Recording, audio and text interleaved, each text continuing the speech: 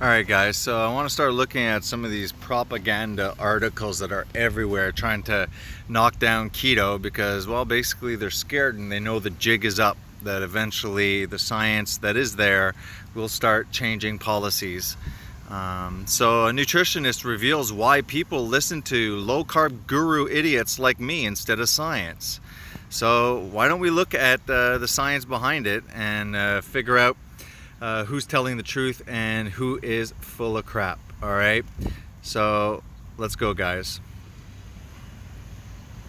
Let's start it. So problem is that this has led many to believe that the entire food pyramid is a lie, when the truth is the reason people tend to see more success on a low-carb regime is because they religiously stick to them rather than half-heartedly try to eat a bit less junk and a few more veggies, as tend to be the case with people on the mainstream nutritional science diet.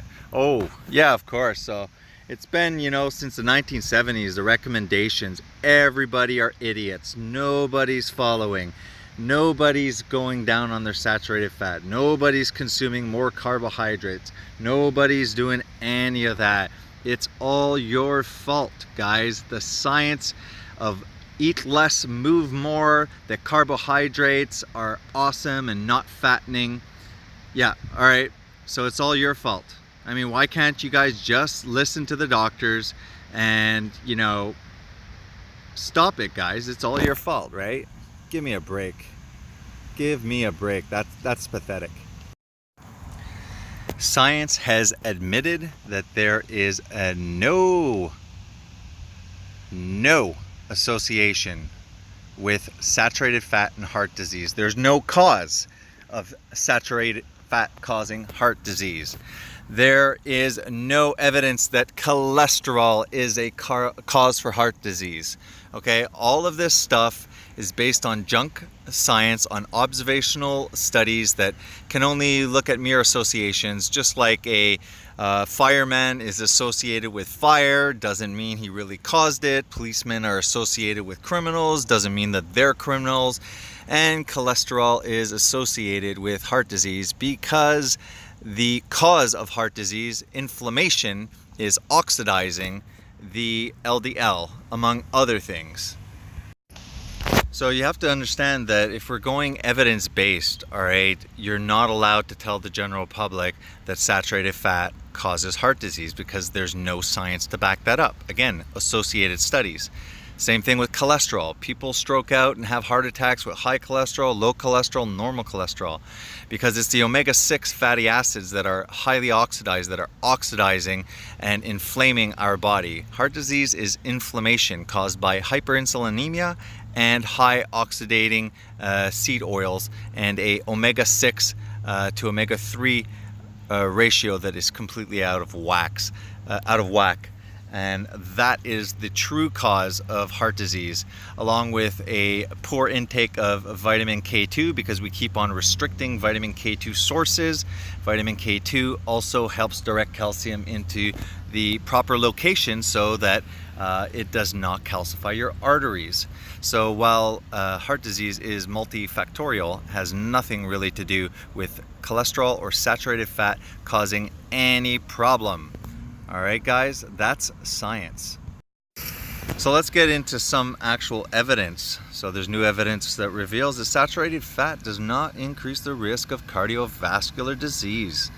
In light of the new scientific data, it appears that saturated fat is not even associated with increased risk of cardiovascular disease. And as we'll see later on, there's studies that show that when you reduce your fat intake, that incidence of stroke in elderly patients increases. Go figure.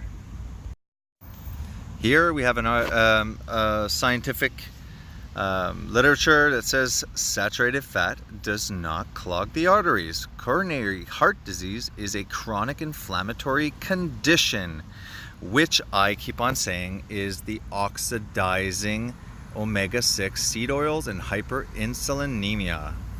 Dietary cholesterol, serum lipids, and heart disease are eggs working for or against you.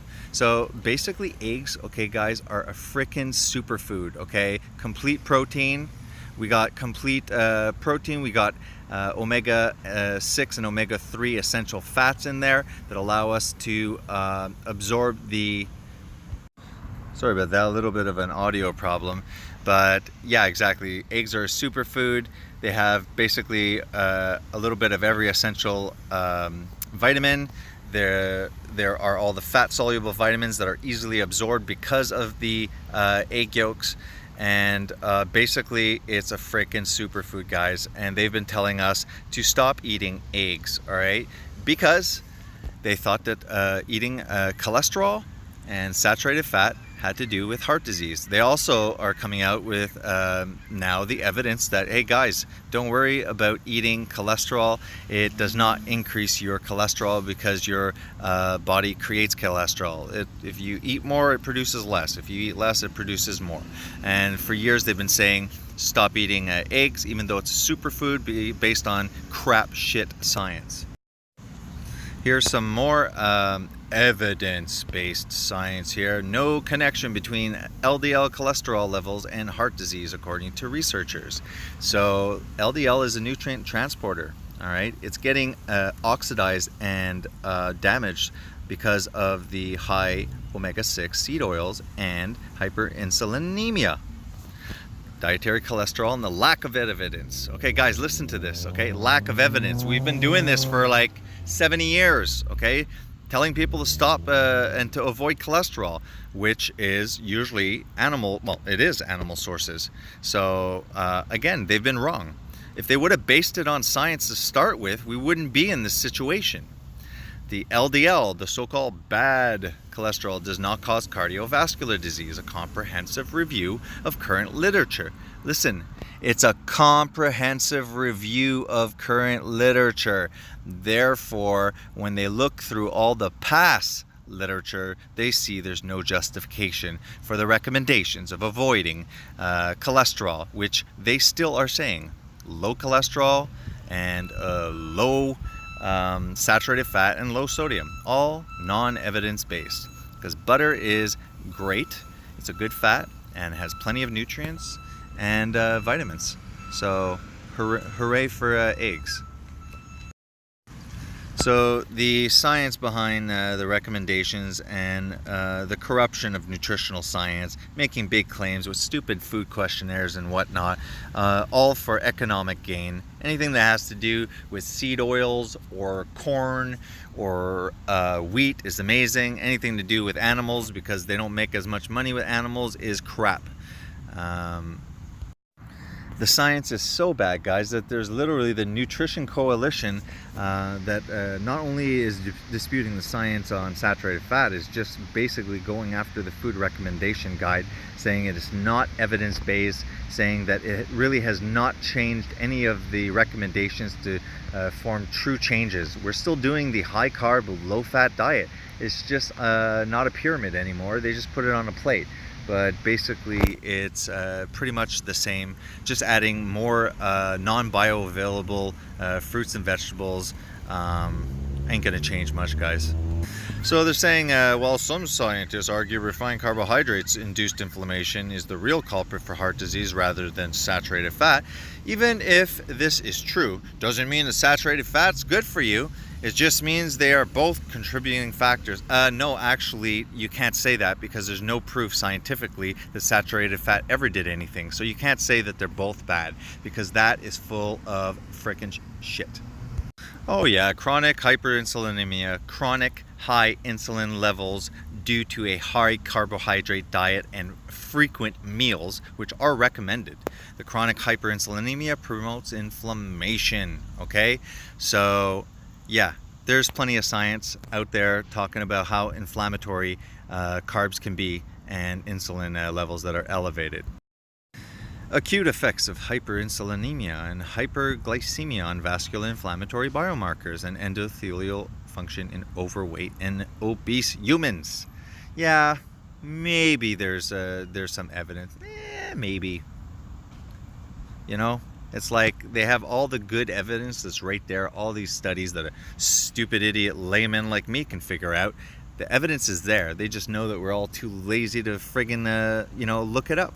So they feed you bullshit, and then they're pretty confident you're never going to check into it. As a side note, the antioxidant and anti-inflammatory activity of a ketogenic diet. All right, so ketogenic diet, low carb, high fat, has an antioxidant and anti-inflammatory effect, and there's multiple studies on that. So let's look at the real reasons. Like I mentioned, omega-6 vegetable oils as a driver for coronary heart disease. Very simple. We are supplying way too much omega-6 because of the seed oils and not enough omega-3. Therefore, the oxidative stress is oxidizing our LDL, and they're becoming problematic and embedding themselves. So it's true, there is an association between LDL and heart disease, but it's not a cause. Like I said, it's the same stuff that's inflaming the walls of your vessels in the first place that causes the tear, that causes LDL to try and go help by bringing nutrients and cholesterol and other things to the cell membranes of the linings of your vessels. But the LDL with omega-6 oxidizes itself, while the omega-3 containing LDL are protective. Again, our fatty acid ratio is out of whack. We are all in omega-6 toxicity. We have omega-6 seed oils that are highly oxidized, that are just have recently been introduced in the last 100 years, and we're not looking at changes in our diet. We're looking and blaming things like animal sources of nutrition that we've been eating forever. It's not that that's causing us to be sick. All right. As to why we have the rates of obesity and diabetes that we do, right? While the low carb, high fat proponents say it's because the food pyramid's a lie, no, it's just not evidence-based. So yeah, in a way it's a lie. Medical professionals at places like the British Dietetic Association believe it's less that the guidelines are wrong and more that we aren't following them. You see, guys, it's your fault, you fat, lazy people that are lying to your doctor when you show up and say, I tried all your recommendations, I ate less and I exercised more. No, you didn't. You must be lying. It is all your fault. It has nothing to do with the non-evidence-based suggestions and recommendations that we have been giving you. It has nothing to do with insulin and how it's affected with a high carbohydrate diet. It has nothing to do with any of that. Jesus, come on, guys. So here we go, guys. Here's an example of dietetic associations. Coca-Cola Company, PepsiCo, Kellogg's. These are companies that are literally affiliated with these kind of foundations. They sound official, the British Nutritional Foundation. They sound like they should have our best interest, but you got McDonald's and Heinz and Kraft Dinner. Here's the South African dietetics, okay? So when it comes to nutritional science, it's heavily corrupted by big food, okay? This is just a fact. So forget, I don't care about the American Heart Association. They're full of shit. The study published by the American Journal of Clinical Nutrition suggests that a very low dietary intake of saturated fatty acids is associated with an increased risk of stroke. Saturated fatty acid intake was inversely associated with mortality from strokes. Okay? So again, guys, okay, this is evidence-based. So I don't understand why they're taking, stuff like seed oils that, have strong evidence that they're oxidizing us, inflaming us, and causing a lot of issues. I don't understand why the new evidence on saturated fat and cholesterol are not being taken into account in the recommendations. I don't understand why hyperinsulinemia and the amazing ability for low carb to reverse that. I don't understand that the true strong causes and associations of diabetes with heart disease. I don't understand why we're not taking that into account if low carb reverses diabetes so well, and diabetes is related to heart disease. Why aren't we using that? But because saturated fat used to be touted as the cause of heart disease and now is acknowledged to be only one of several dietary factors. No. Again, this is leading to confusion. Known is acknowledged to be, it's not one of several dietary factors because it has been proven to have no association or evidence that going keto works, which has caused low-carb dieters to lose faith in mainstream bullshit science and turn to low-carb Instagram gurus. Yeah, that's me. Join my keto cult, people. Perceiving the government to be in cahoots. The government's in cahoots with the multi-billion-dollar refined carbohydrate and sugar industries. No, that's not true. They would never mix business and money with science and government recommendations. Doot doot doot doot doot doot doot doot doot doot doot doot doot. Yeah, no conflicts of interest at all. Bullshit. I suggest you go on YouTube and check out Gary Taubes. Actually, he has some amazing stuff. So yeah, let's see. As nutritionist Gary Taubes explained to Sam Harris, it is this confusion, the wrongful demonization of all fats, including the healthy ones, which continued up until relatively recently, and the anecdotal evidence. All right, see above there, guys? That's some of the studies, and the blue section is low carb and the red section is low fat. On the top there you see risk factors, and all the blue is what is low carb that does better than low fat. So yeah, it's all anecdotal. There's no science. It doesn't even make sense why we're losing fat on low carb. What they forgot is that there is also money to be made from saturated fat industry. What? Okay, guys, money is made, okay, with a few things, and it's far from animal sources of food. All right, there's big money to be made with seed oils like canola, sunflower, and stuff like that. You know, all of the fats that are in the middle section of those frickin' companies that are associated with government dietetics and stuff like that, and nutrition nutrition associations. Yeah, those people, what they're making money with is corn. So they make the high fructose corn syrup. Everything's made from corn. Seed oils are the only fat in processed foods or packaged foods.